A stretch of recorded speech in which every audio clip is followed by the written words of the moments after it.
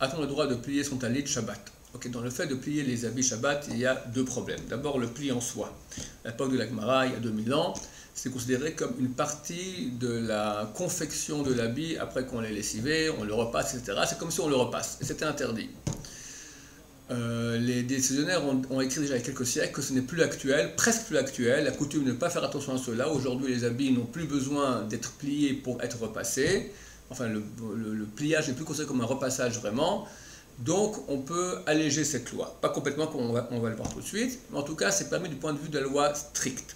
Deuxième problème, on ne peut pas, Shabbat, faire quelque action que ce soit qui n'est pas pour le même Shabbat, ou pour le Shabbat d'après, mais qui est pour un jour ouvrable. Par exemple, je ne peux pas maintenant faire une action permise en soi Shabbat, mais je le fais pour demain. Je prépare maintenant un plat, je coupe une salade, maintenant je coupe des fruits pour une coupe de fruits que je vais manger samedi soir ou dimanche. C'est interdit, bien qu'il n'y a aucun interdit à couper des fruits.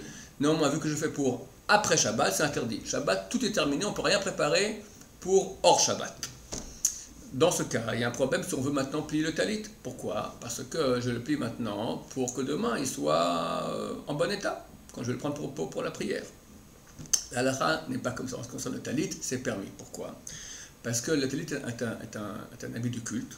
Il y a une certaine sainteté dans cet habit et il n'est pas séant, il n'est pas respectué pour le talit que je laisse comme ça enroulé.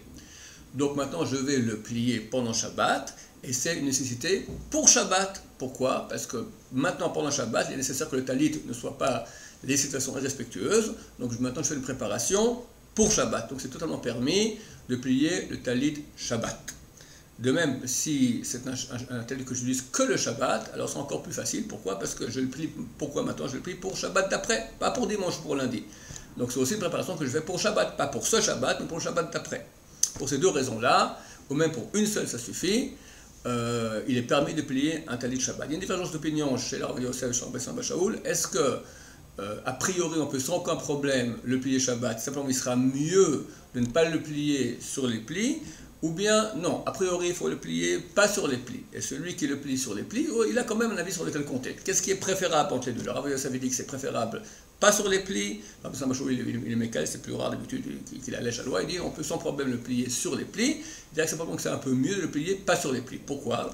Pour ne pas compter complètement sur l'avis qui dit qu'aujourd'hui le pliage n'a plus aucune valeur. Il a quand même une petite valeur, donc c'est mieux de ne pas le plier sur les plis et de le plier pas sur les plis.